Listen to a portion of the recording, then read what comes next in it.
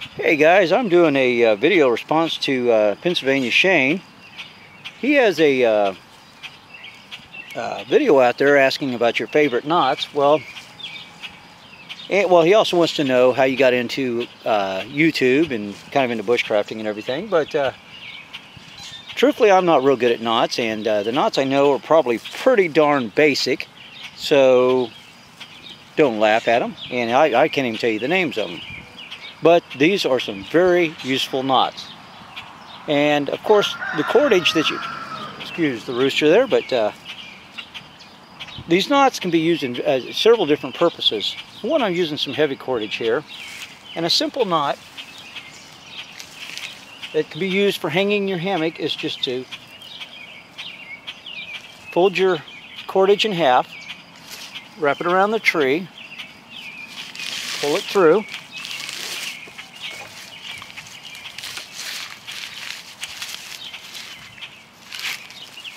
and cinch it down.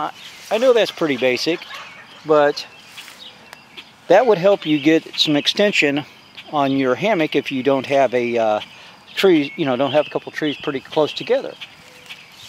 Okay, you're saying, okay, that's real basic, and I can use that for what, hanging a hammock? True, but let's say this is smaller cordage, and you did the same thing.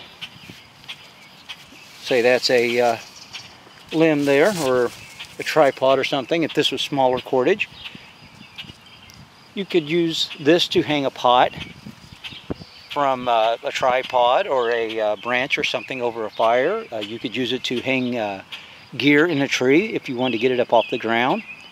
So it does have its uses. Here's another knot. It's kind of a variation of well, I called it a trucker's hitch by mistake in another video of mine. It's not really a trucker's hitch, and it's not really a slip knot, so I'm not exactly sure what you call this. If you guys know, somebody let me know. But what I'm going to do is I got my cordage folded in half, wrap it around the tree, and I just go around again, and then I pull it up. I don't pull the loop all the way through. You should have two ends left like that. You cinch it down and you pull it tight.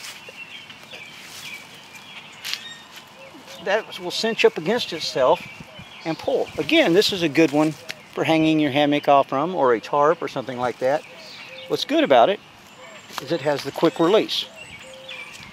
And the reason I told you to make sure not to pull your loop through, I'm going to do the same thing. I'm going to go around, through, and here, instead of stopping and making sure my loop isn't through, I'm going to pull the loop through. Okay? Again, it cinches down, but as you see, in fact, it doesn't cinch down as well. Now, this pulls loose. If you pull on it, it doesn't cinch as tight, and there's no quick release. You have to pull it apart.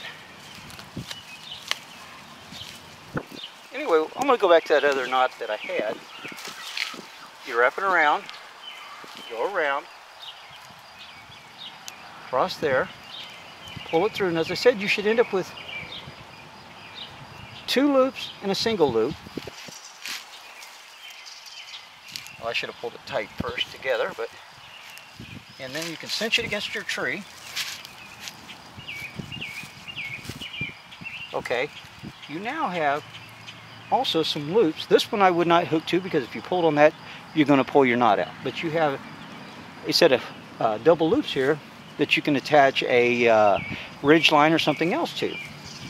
But that is tight, and the more it pulls, the tighter it gets, but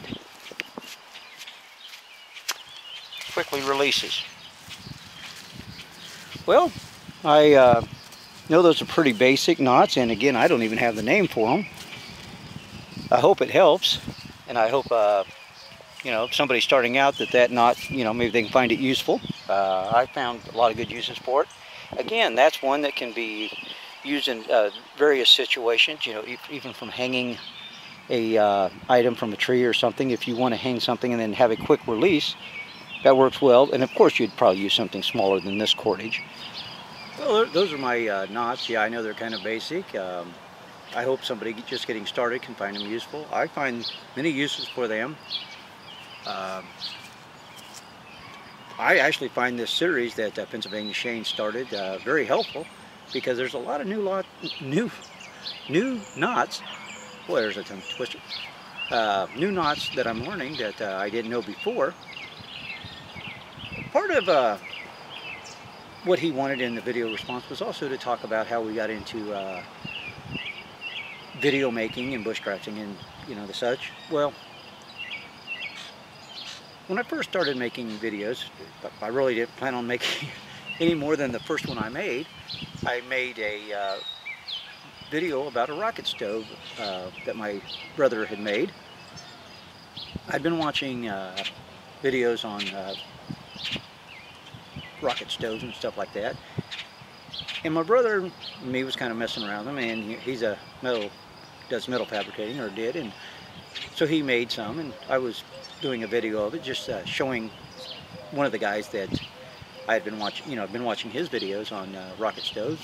Showed him kind of what I was doing and looking for a little bit of advice, and that was just made with a smaller actual camera that had a recording mode to it. And then we made another. Well, actually, my excuse me, heaters are out. But anyway, my nephew had made a rocket stove, and it's pretty nice, and I kind of wanted to encourage him to keep going with that. So I made a video showing me using the rocket stove. Again, not thinking I would make any more, and at this time knowing nothing about bushcrafting. I forgot about it for some time, several months. It may have even been a year. I don't know. I'd have to go back and look at the dates. Well, I had to cut there for a little bit. I had a little bit of an interruption, but anyway, the Outdoorsman's Paradise called and said on one of them nasty, cold, sleety, rainy, dreary Kansas days, he said, "Hey, let's go camping." I said, "Sure, why not?" Well, my wife looked at me and said, "Are you crazy?" And I thought, must have been. So I went. Had a heck of a time. We set up hammocks, which, this was, I'm talking freezing rain, sleet. It was nasty. And I had never done anything like this in my life. We set up hammocks. We set up tarps over the top of them, clear visqueen tarp, and set up a log fire. And I was really shocked the heat that was inside of the hammock area, or inside the visqueen. And that was kind of my introduction to cold weather camping and bushcrafting. And at this time I still had any desire or not even thinking of making any videos. Well, I went to the gathering with that the Outdoorsman's Paradise set up, and it was between him and Justin Wolf, Survive Without. They set up a get-together, and I went to that. Larry Roberts came down from Minnesota. We had some people from St. Louis came over, but again, this was a cold winter weekend. It wasn't as cold as the first time I went out, but it was still cold. And again, that was my second introduction to cold weather camping, and I started learning a little bit about primitive fire and stuff like that. And again, a little bit more introduction to bushcraft. When I came home, I started experimenting a little bit with ferro fires and stuff like that, and I thought, what better way? I didn't have, well, I had the Outdoorsman's Paradise just across town, but with all the great community out there, I thought, what better way to get a little bit of insight on what I'm doing? I went out and made a video one day of, I think it was a ferro fire, so I might have to go back and look see what the first one was, but again, I was looking for a little bit of feedback, and so I made the video, started getting a little bit of feedback, and enjoyed the knowledge that I was getting and the community that I was learning to, or getting acquainted with. And, you know, that led to another video and another. And most of the time, you know, when I make a video, and you'll ask a lot of guys, they don't usually make a video to show what an expert they are.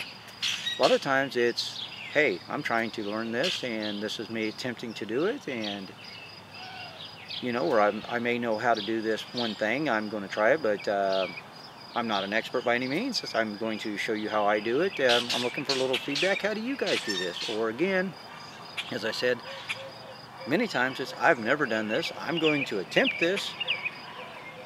Tell me what I'm doing wrong. You know, give me some feedback, give me some comments. That's what I enjoy about this bushcrafting community. Great bunch of guys and gals, sorry about that. But, you know, many of you I have not met face-to-face or personally. But many of you I've talked to, you know, through chats, personal messaging, stuff like that, exchanging gifts. Great bunch of people. Never have met a better community in my life.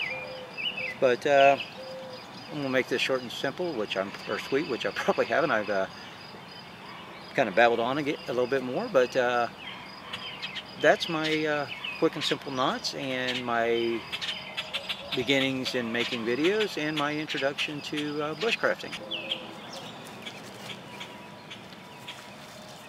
Oh, by the way, congrats on those 100 subs, Pennsylvania Shane.